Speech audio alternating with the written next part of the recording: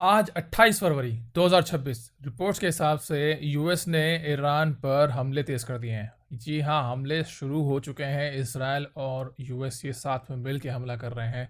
Iran के missile infrastructure, navy को target कर रहे हैं और तेहरान जैसी सिटीज़ में एक्सप्लोजन सुनाई दिए हैं और उसके विजुअल्स भी आ चुके हैं जो मैं आपको दिखाने वाला हूँ फुटेज के साथ साथ। ट्रंप ने ईरानियन मिलिट्री को वार्निंग दे दी है भाई कि वेपन्स छोड़ दो, इम्यूनिटी मिलेगी, फाइट करोगे तो तुमको मतलब सर्टेन डेथ मिलेगी। अभी जस्ट हाल ही में 40-50 मिनट पहले ये ट्रम्प का पूरा उसने वीडियो रिलीज किया है अपने ट्विटर हैंडल पे और अपने जो भी सोशल ट्रूथ सोशल वो चलाता है उसके ऊपर। ये सीधा सीधा माइंड गेम खेला जा रहा है ट्रम्प की तरफ से और सिविलियंस को भी बोल दिया है भाई कि घर से बाहर मत निकलना, बॉम्बिंग हो सकती है तो अपने घर के अंदर ही रहो। ईरान की साइड से बोला जा रहा है कि भाई हमें रिटेलिएट करेंगे, जो हमला हमारे ऊपर आप लोगों ने किया है उसका हम बहुत ही तगड़ा जवाब देंगे। तो सिचुएशन जो है यहाँ पे एस्केलेट हो सकती है। अब मैं आपको बताता हूँ वर्ड टू वर्ड कि ट्रंप ने अपनी एक स्पीच डाली है ट्रूथ सोशल पे और अपने एक्स हैंडल पे डाली है।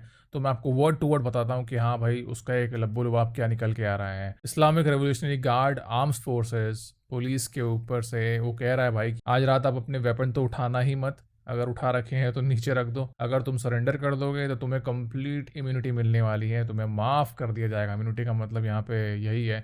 लेकिन अगर तुमने वेपन्स नहीं छोड़े और वेपन्स के साथ तुम अगर डटे रहे तो पक्की मौत मिलेगी, सर्टेन डेथ, ये ट्रम्प का कहना है। इसलिए अपने आर्म्स सरेंडर कर दो, अपने वेपन्स को सरेंडर कर दो, तुम्हें फेयर ट्रीटमेंट दिया जाएगा। ये ट्रम्प की ही भाषा है, you will be treated fair. Trump ने वहाँ ये भी कहा I am talking to Iranian people, उसने बोला मैं ईरान के लोगों से बात कर रहा हूँ, तुम्हारी फ्रीडम का वक्त आ गया है, अभी घर के अंदर रहना, बाहर तो निकलना ही मत, बहुत डेंजरस सिचुएशन है, हर जगह बॉम्ब गिर सकते हैं। इसके आगे ट्रम्प ने ये ऐड किया जब हम अपना ऑपरेशन फिनिश कर लेंगे तब तुम अपनी गवर्नमेंट को खुद टेक ओवर कर सकते हो।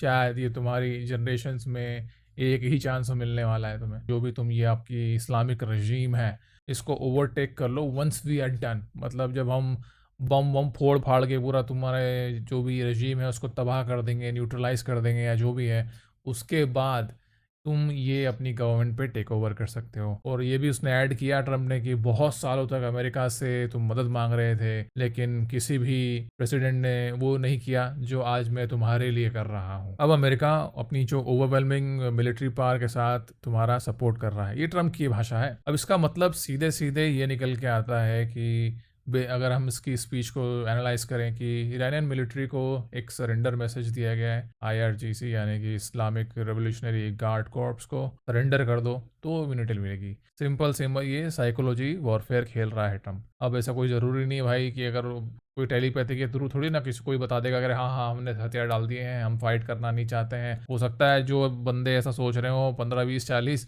उनके ऊपर ही मिसाइल आके गिर जाए ट्रम्प की। तो ये सिंपल सिंपल रिजीम चेंज का सिग्नल है। ट्रम्प इनडायरेक्टली बोल रहा है कि भाई यूएस का टारगेट सिर्फ मिलिट्री ही नहीं है, ईरान की जो करंट गवर्नमेंट है, इस्लामिक रिपब्लिक रजीम है, उसको हटाना हमारा मकसद है। ये एक इंडिकेशन साफ मिल रहा है इसकी स्पीच से। अब ट्रम्प ने आकर जो 8.5 मिनट की जो स्पीच दी है, भाषण दिया है, ये इसको हमें हल्के में लेना नहीं चाहिए।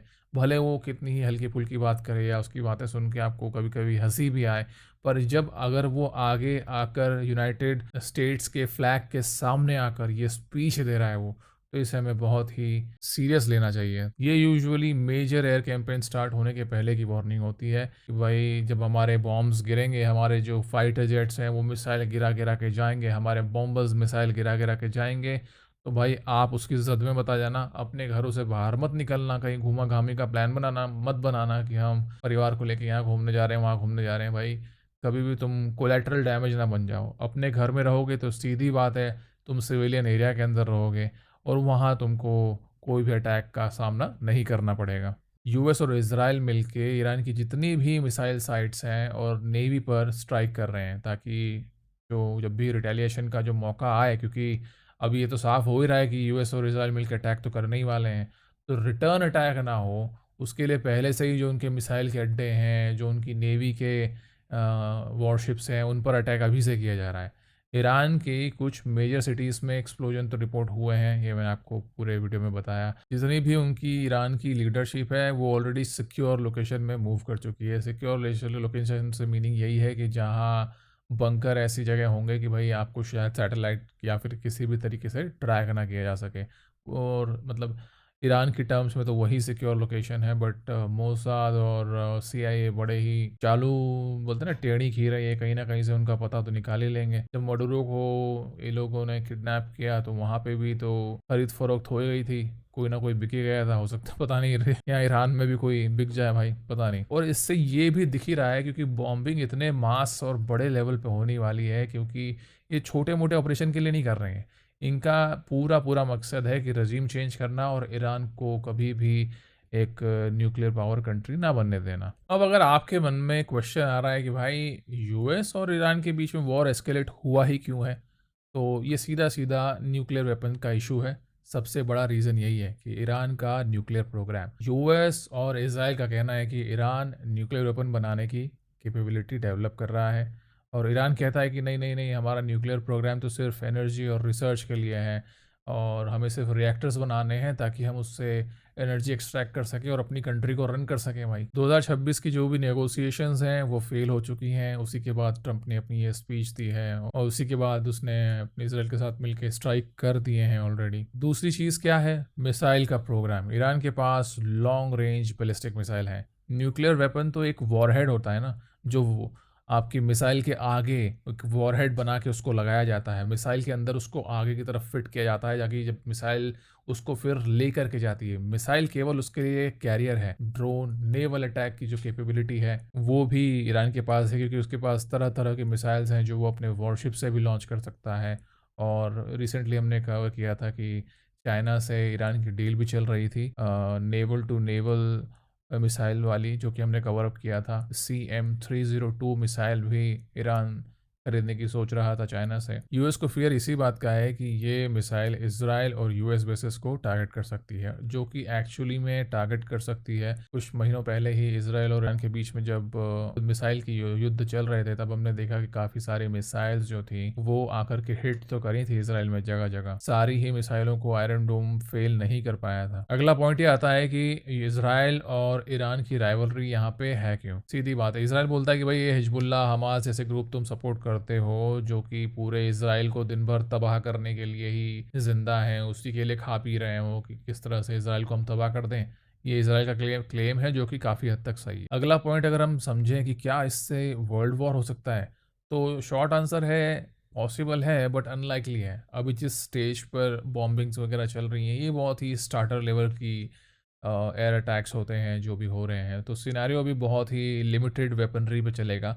न्यूक्लियर के अम्ब्रेला में तो जाने में बहुत अभी इसको एस्केलेशन में टाइम लगेगा।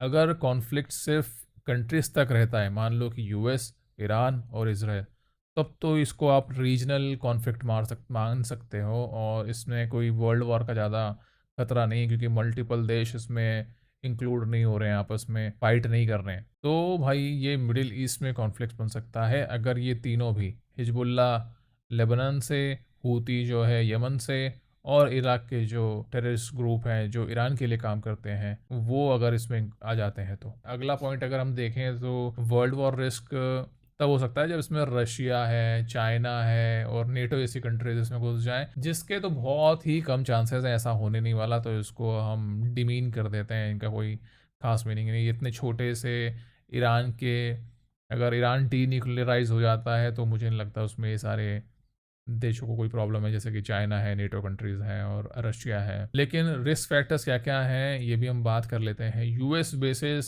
मिडिल ईस्ट में खतरे की घंटी उनके ऊपर लटक रही है, खतरे की तलवार उनके ऊपर लटक रही है, क्योंकि ईरान के पास, जैसे कि मैंने बात करी कि भाई सुपर सोनिक और अल्ट्रा सुपर सोनिक मिसाइल्स भी हैं, जिनको आप लिटरली, जो अभेद्य हैं, इतनी तेज़ चलती हैं कि उनको इंटरसेप्ट करना मुश्किल ही है, तो वो हिट तो करेंगी ही करेंगी, अनलेस कि भाई यूएस पहले ही उनके जो लॉन्च पैड्स हैं उनको पूरा निस्त नाबूद कर दे भाई, एकदम बर्बाद करके रख दे। जितने आपके ऑयल चेक पॉइंट्स हैं जो मस्कट के नीचे आप यहाँ पे देख रहे हो, जैसे जहाँ पे हमारा स्ट्रेट ऑफ हॉर्मूज है, वो पूरा वहाँ पे ब्लॉकेज आ जाएगा। ईरान उस रास्ते को कम्प्लीटली ब्लॉकेज कर सकता है। 20 से 21% दुनिया का ऑयल वहाँ से निकलता है, तो सीधा सीधा उस तेल के दाम बढ़ जाएंगे, और इंडिया पर इसका बहुत बहुत बड़ा इफेक्ट पड़ने वाला है। अगर हम भारत की बात करें तो हमारा देश 85% तक का ऑयल इंपोर्ट करता है, मतलब अलग-अलग देशों से। मिडल ईस्ट से भी सप्लाई काफ़ी बड़ी स्केल में आती है। अगर वॉर होती है तो भाई जो